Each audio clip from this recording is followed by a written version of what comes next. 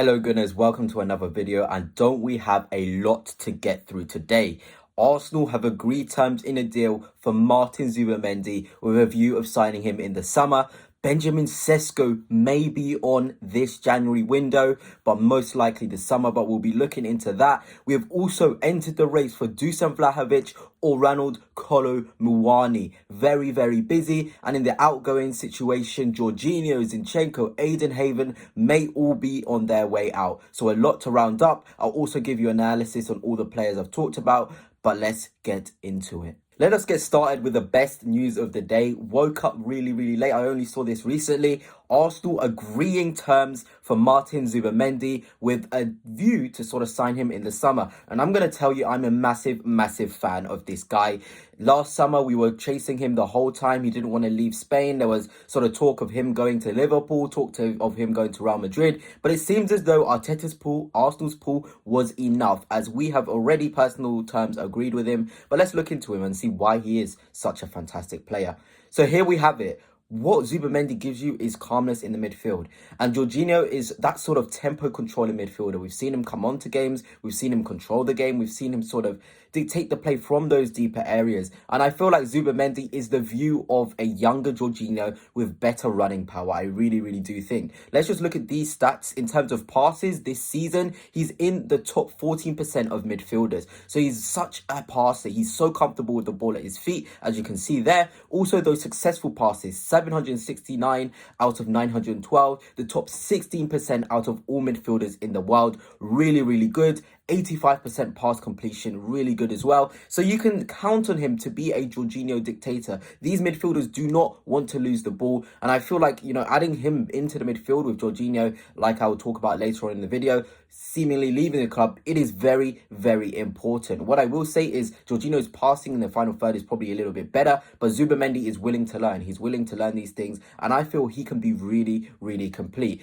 Let's also look at his dribbling stats, because something he has over the likes of Jorginho is his ability to dribble with the ball. He is in the top 40% of midfielders, so not in that very top category, but still very strong, to be in the top 40% of midfielders whilst having those really good passing stats as a dribbler is so good. He's in the top 16% of dribbles in terms of them being successful. Again, very important. He's able to dribble the ball at his feet. Tight spaces is a bit better than Jorginho in retaining the ball. He's got a bigger frame. He's usually bounces off of players. We all saw him come on in the Euros final, for Rodri, and it was like Rodri wasn't even there. And if you can make a Ballon d'Or winner look like they weren't even sort of missed, you are a top player. In terms of his dribble success rate, like I said, top 15%, and he's only been dispossessed 9 times this season. So very positive stats. La Liga is quite a dominated sort of midfield zone. Every team wants to dominate that midfield area. Zubimendi is already holding his own here in his stats this season in terms of his passing, one of the best passes in world football. In terms of his dribbling stats, very strong for a midfielder, not really renowned for keeping the ball and dribbling with the ball and advancing in spaces. But what impresses me the most, look at all these greens in the defending stats situation. Yes, you can keep the ball. Yes, you can dribble with the ball, but can you defend spaces? The thing that Mikel Arteta does not want to be seeing is adding a midfielder who cannot do their defensive duties. Here he is in terms of goals conceded, top 9% out of any other midfielder. In terms of clean sheets, the top 2% out of any other midfielder. Tackles, he's in the top 7% for that. In the top 12% for interceptions as well. Really good. If we look at those ground duels won as well, he's in the top 16% of midfielders in ground duels won. Something Marino does is he has ground duels won, but his passing stats and his dribbling stats aren't as good as Zubimendi. So that's a massive positive. And look at those aerial duels won as well. For someone that isn't that tall, I think he's around 5'6", to win, to be in the top 20% of midfielders in aerial duels won is very impressive. It is really good stuff there from Zubimendi. In terms of clearances, again, top 31% of all midfielders. Shots blocked, top 12%, and he hasn't given away any penalties, of course, which is always a positive. So as you can see, Zubimendi is going to give us a lot. And I think, like I've shown here, a picture with him and Jorginho. That was on purpose, because he is, in essence, the Jorginho replacement who looks to be on his way out. And I can see him dictating the tempo in the same way Jorginho does next to Declan Rice. But I do feel like the introduction of Zubimendi is going to change the role of Declan Rice for sure. I really do think we're going to see us play more of a double pivot. rather than playing an 8. I feel like that left 8 role, Arteta may get rid of it next season. I really, really do. Because then you can have Rice as a box-to-box player, and that's his best role. He can get 15, 20 goals and assists from a box-to-box role. Then you've got Zubimendi next to him, a controller, a tempo, pauser. He's got all those fundamentals to build up the play as well. It is going to be a perfect balance, you know. Rice gallops the ground, eats the ground. Zubimendi keeps the ball, plays lovely passes in there. It would be perfect. And then with Odegaard in front, this is where I've got something a bit controversial, because I don't actually think an Odegaard, Zubimendi, Rice midfield is ideal. And there's been a lot, and I mean a lot of talk about this guy here, Florian Wirtz. Arsenal want Florian Wirtz, who has been continuously linked with their move away from Bayer Leverkusen. This is not just a random source. Many sources, many top sources have talked about Arsenal's interest in Florian Wirtz. And I feel like he would be the perfect midfielder. And yes, again, I am not reactionary, guys. I have researched, I have looked at the way we play. I've watched 90-minute games of Odegaard, and I think we need a final third creative passer consistently with the ability to play off their left and their right foot with fantastic ball striking. And Florian Wirtz is all of those. Fantastic ball striking. He can be a creator in the final third. He's good in the pockets as well. I can see his sort of link play with the forward line. He's played with Havertz. There's so many positives. And you've got Zubimendi and Rice next to him. The legs. You've got legs in there. You've got passing ability in the defensive third. You've got passing ability in the final third.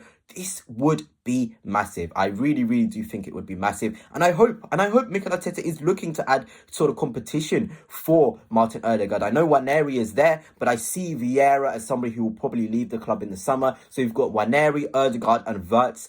But all those players as well could play in the left 8 depending on the game state as well, or whatever we want to call it, because I do feel like Mikel Arteta may get rid of that left 8 role. But still, having those quality options with all these players also able to play out wide except from Odegaard is very, very important. It's time to be ruthless, you know. You guys will all remember when we banished Ramsdale, when we sort of banished Aubameyang, when we banished Tierney from the side because they weren't really showing the final thing Arteta wanted in those positions. Odegaard could be next. He's a fantastic footballer, Odegaard. I don't want to say that he isn't, but hey, we're Arsenal. We can sort of think of these solutions, and there is a reason we are interested in Florian Wirtz. And again, the news probably all of you have been trying to see in terms of a striker. Arsenal are long-term admirers of Benjamin Sesko, and we're keen to exploring a deal in the summer, but he decided to stay in Germany. January move is not impossible. That is the big thing. It is not impossible. So if we can get Benjamin Sesko now, Zubimendi in the summer, and then an attacking 10 or obviously a left winger on top, it's perfect. If we can just get one of those deals done now, we need it. Even if you're paying a premium for Sesko. I'm not sure if any of you guys on Twitter, you probably are. Did you see that goal from Benjamin Sesko the other day from 50, 60 yards out? A bullet. I don't think anyone in our squad can sort of score a goal like that. And that is just really, really impressive. And I really do hope we try and pursue this deal early. Makes our business in the summer easier. And Kroenke as well, I must say, he was in London yesterday. He came to London, so obviously we've had some talks, and this is why there's so much transfer news coming out. But Benjamin Sesko, I would absolutely love this deal to happen. He has everything we sort of need in a player, in a striker. He's young, he's prolific, he can learn the role, he can run in behind, he's a channel runner, he's strong as well. He's mini Haaland.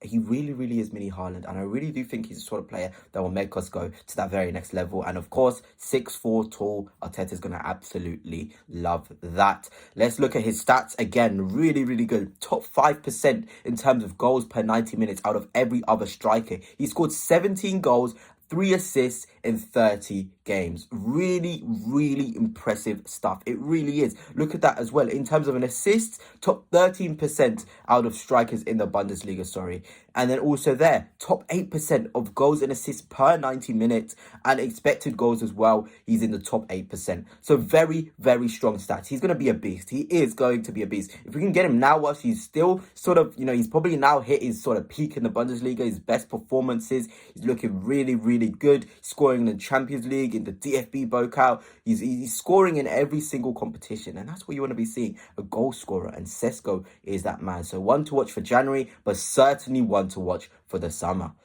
Again, here, let us look again more at his stats. Top 5% goals scored. Goal involvement, again, top 8%. Really, really good. A good balance of away goals and goals at home. So he's got everything, really. He really does have everything in terms of what we need in a young striker to go and compete with Kai Havertz.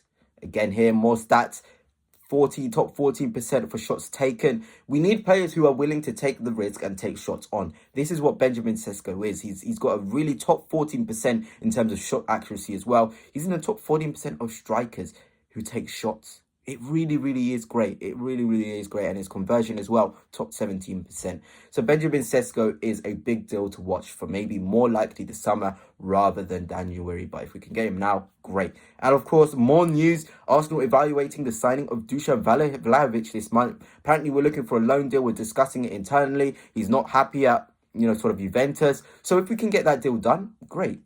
He's the sort of option that would be nice. He's a box present. He's a goal scorer in the final third. His out of the box play isn't the greatest. But again, look, he's a player who can make an impact now. And that's certainly what we need. Same with Kolo Muani. Apparently, we've joined the race for him. It is seeming like these loan deals are starting to come up, that we want to make these loan signings. Not a great fan for Kolo Muani for us, but he can play across the front three, and sometimes versatility is what we need. And he has performed in the biggest of stages. World Cup final, he looked really good, unlucky not to score. So there's things I like about him.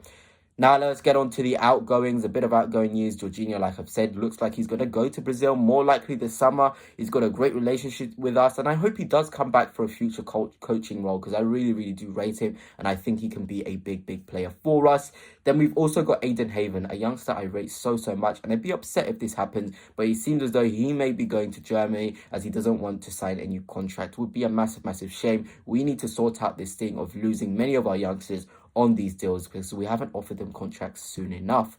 Again, let's end it on some great news. Arsenal looking to go to Dubai. We need it. We need Dubai because we need to get back in the mojo. Every time we go to Dubai, good things happen. So I really do hope we look to do this, and we can do this, because obviously we are knocked out of the FA Cup. There are the boys.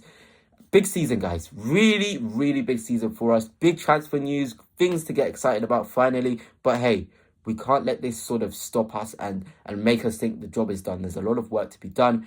And yeah, thank you guys for watching. Hope you have enjoyed. Make sure you have subscribed, liked, turn on those notifications too. And until next time, peace.